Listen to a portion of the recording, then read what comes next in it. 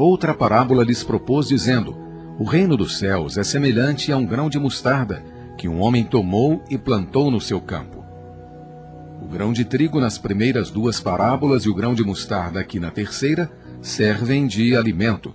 Isso indica que o povo do reino, os componentes do reino e da igreja, deve ser semelhante a uma plantação que produz alimento para a satisfação de Deus e do homem.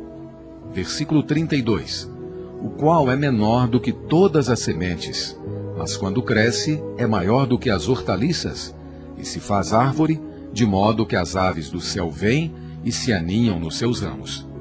A igreja, que é a corporificação do reino, deve ser semelhante a uma erva que produz alimento. Entretanto, sua natureza e função foram mudadas, de modo que se tornou uma árvore, morada para as aves. Isso é contrário à lei da criação de Deus, qual seja, que cada planta deve ser segundo a sua espécie. Gênesis 1, versículos 11 e 12. Essa mudança ocorreu na primeira parte do quarto século, quando Constantino misturou a igreja com o mundo. Ele abriu as portas da igreja para o mundo, introduziu milhares de falsos cristãos no cristianismo. Assim, essa terceira parábola corresponde à terceira das 7 igrejas em Apocalipse capítulo 2 e 3, ou capítulos 2 e 3. A igreja em Pérgamo, Apocalipse capítulo 2, versículos de 12 a 17. A mostarda é uma erva anual, ao passo que a árvore é uma planta perene. A igreja, segundo a sua natureza celestial e espiritual, deve ser semelhante à mostarda, isto é, peregrina aqui na terra. Mas, com sua natureza mudada, a igreja tornou-se profundamente arraigada e estabelecida, como uma árvore na terra com suas ramificações, seus empreendimentos florescentes, nas quais muitas e muitas pessoas e coisas malignas se alojam. Isso resultou na formação da organização exterior, da aparência exterior do reino dos céus. Versículo 32 diz: o qual é menor do que todas as sementes, mas quando cresce, é maior do que as hortaliças, e se faz árvore, de modo que as aves do céu vêm e se aninham nos seus ramos. Visto que as aves na primeira parábola representam o maligno, Satanás, as aves do céu aqui devem referir-se aos espíritos malignos de Satanás, juntamente com as pessoas e coisas malignas por ele motivadas. Eles se aninham nos ramos da grande árvore, isto é, nos empreendimentos da cristandade. Versículo 33 diz: disse-lhes outra parábola: o reino dos céus é semelhante a fermento que uma mulher tomou e escondeu em 3 medidas de farinha até ficar tudo levedado. Nas Escrituras, o fermento representa as coisas malignas. 1 Coríntios capítulo 5, versículos 6 e 8, e as doutrinas malignas também. Capítulo 16, versículo 6 e versículos 11 e 12. A igreja, que é o reino dos céus no aspecto prático, com Cristo a fina flor de farinha sem fermento, com seu conteúdo, deve ser um pão asmo. 1 Coríntios capítulo 5, de 7 a 8. Entretanto, a igreja apóstata acolheu muitas práticas pagãs, acolheu muitas doutrinas heréticas e questões malignas, e as misturou com os ensinamentos relativos a Cristo, levedando assim todo o conteúdo do cristianismo. Essa mistura tornou-se o conteúdo corrupto da aparência exterior do reino dos céus. Essa quarta parábola corresponde à quarta das 7 igrejas de Apocalipse 2 e 3, a igreja em Tiatira. A farinha com a qual se fazia a oferta de manjares, Levítico capítulo 2, versículo 1, representa Cristo como alimento para Deus e para o homem. 3 medidas é a quantidade necessária para uma refeição completa, Gênesis capítulo 18, versículo 6. Assim, esconder o fermento em 3 medidas de farinha significa que toda a massa foi levedada. Foi totalmente levedada por completo, de modo oculto. Todos os ensinamentos relativos a Cristo foram corrompidos. Esse levedar é totalmente contrário às Escrituras, que proíbem rigorosamente colocar fermento na oferta de manjares. Versículo 34 diz: todas essas coisas falou Jesus às multidões em parábolas, e sem parábolas não lhes falava. Versículo 35, para que se cumprisse o que foi dito por intermédio do profeta: abrirei em parábolas a minha boca, publicarei coisas ocultas desde a fundação do mundo. O povo do reino foi escolhido por Deus antes da fundação do mundo. Efésios capítulo 1, versículo 4. Mas os mistérios do reino foram ocultos desde a fundação do mundo. Versículo 36. Então, deixando as multidões, entrou Jesus na casa. E chegaram-se a ele os seus discípulos, dizendo: Esclarece-nos a parábola do joio do campo. E ele respondeu: Que semeia a boa semente é o filho do homem. O campo é o mundo, a boa semente são os filhos do reino. O joio são os filhos do maligno. Esta parábola desvenda que a situação do reino dos céus mudou pouco, depois de este ter sido estabelecido por meio da edificação da igreja. O reino foi estabelecido com os filhos do reino, o trigo, mas os filhos do maligno, o joio, cresceram juntos, alterando a situação. Assim surgiu uma diferença entre o reino dos céus e a sua aparência exterior. Os filhos do reino, o trigo, constituem o reino, ao passo que os filhos do maligno, o joio, formam a aparência exterior do reino. Versículo 39. O inimigo que semeou é o diabo, e a ceifa é a consumação do século, e os ceifeiros são os anjos. Pois assim como o joio é ajuntado e queimado no fogo, assim será na consumação do século. Mandará ao seu filho os seus anjos, e eles ajuntarão do seu reino tudo o que serve de tropeço, e os que praticam a iniquidade. O reino do Filho do Homem, que é parte terrena do milênio, é o reino messiânico. Versículo 42. E os lançarão na fornalha de fogo, ali haverá choro e ranger de dentes. Então os justos resplandecerão como o sol, no reino de seu Pai. Quem tem ouvidos para ouvir, ouça. Versículo 44. O reino dos céus é semelhante a um tesouro oculto no campo, que um homem achou e escondeu, e na sua alegria vai, vende tudo o que tem e compra aquele campo.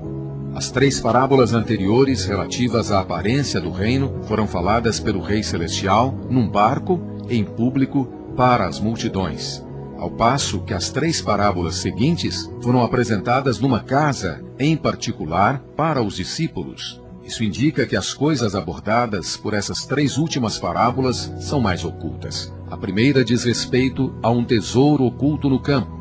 O tesouro oculto no campo deve consistir em ouro ou pedras preciosas, materiais para a edificação da igreja e da Nova Jerusalém. 1 Coríntios capítulo 3, versículo 12 e Apocalipse capítulo 21, versículos 18 a 20.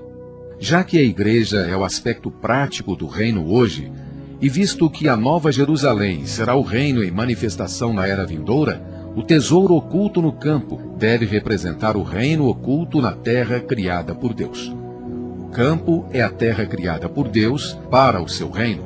Gênesis capítulo 1, versículos 26 e 28. O homem aqui é Cristo, que achou o reino dos céus. No capítulo 4, versículo 12 até o 12, versículo 23. Escondeu. Do capítulo 12, versículo 24 até o 13, versículo 43. E na sua alegria foi à cruz. No capítulo 16, 21, 17, 22 e 23, 20, 18 e 19 e 26 de 1 a 27 e também 52, para vender tudo o que tinha e comprar o campo, isto é, redimir para o reino a terra criada que se havia perdido. Que maravilha! Versículo 45. O reino dos céus é também semelhante a um negociante de boas pérolas. O negociante de boas pérolas também é Cristo, que estava procurando a igreja para o seu reino. Após tê-la achado, no capítulo 16, versículo 18 e 18, versículo 17, foi à cruz e vendeu tudo o que possuía e comprou-a para o seu reino. Louvado seja o Senhor. Versículo 46. E, tendo achado uma boa pérola de grande valor, foi e vendeu tudo o que possuía e a comprou. A pérola é material para a edificação da Nova Jerusalém. Ela é produzida nas águas de morte, o mundo cheio de morte, pela ostra viva, o Cristo vivo. Louvado seja o Senhor. Quando a ostra é ferida por um grão de areia, o pecador, ela segrega substâncias vitais em volta do grão que a machuca, formando assim uma pérola maravilhosa. Visto que a pérola procede do mar, que representa o mundo corrompido por Satanás, Isaías capítulo 57, versículo 20, Apocalipse 17, 15, ela deve referir-se à igreja, que é constituída de crentes, de cristãos regenerados, que saíram do mundo gentio e têm grande valor para Deus. Versículo 47. O reino dos céus é ainda semelhante a uma rede que foi lançada ao mar e apanhou peixes de toda a espécie. Vemos aqui um arrastão. Esta parábola corresponde à que está no capítulo 25, versículos 32 ao 46. A rede aqui representa não o Evangelho da Graça, que é pregado na era da Igreja, mas o Evangelho eterno, que será pregado ao mundo gentio durante a grande tribulação. Apocalipse capítulo 14, versículos 6 a 7. O mar representa o mundo gentio. Toda espécie representa todas as nações, todos os gentios. O versículo 48 diz: Quando cheia, puxaram-na para a praia, e assentados, ajuntaram os bons em vasilhas e os ruins deitaram fora. Assim será na consumação do século. Sairão os anjos e separarão os maus dentre os justos, e os lançarão na fornalha de fogo, ali haverá choro e ranger de dentes. Os bons são as ovelhas que serão justificados. Os ruins são os cabritos que serão condenados. Capítulo 25, versículo 32. Versículo 51. Entendestes todas essas coisas? Responderam-lhe sim. E ele lhes disse: Por isso, todo escriba que se tornou discípulo do reino dos céus é semelhante a um dono de casa que tira do seu tesouro coisas novas e coisas velhas. Após acrescentar as 7 parábolas com relação aos mistérios do reino, o Senhor assemelhou o escriba que se torna discípulo a um dono de casa que tem um tesouro, um rico depósito de coisas novas e velhas que representam não só o velho conhecimento das Escrituras, mas também as novas e velhas experiências da vida do reino. Versículo 53. E aconteceu que quando Jesus acabou de proferir essas parábolas, partiu dali. E chegando à sua terra, ensinava-os na sinagoga deles, de tal sorte que ficavam atônitos e diziam: De onde lhe vem essa sabedoria e esses milagres? Não é esse o filho do carpinteiro? Não se chama sua mãe Maria e seus irmãos Tiago, José, Simão e Judas? No capítulo 12, versículo 24, os fariseus se opuseram a Cristo e o rejeitaram ao máximo. Aqui agora, os galileus o conheciam segundo a carne e não segundo o Espírito. 2 Coríntios capítulo 5, versículo 16.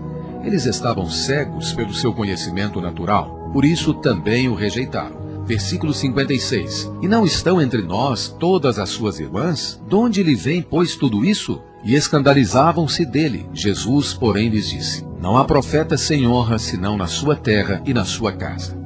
A rejeição por parte dos fariseus fez com que o Rei Celestial os abandonasse.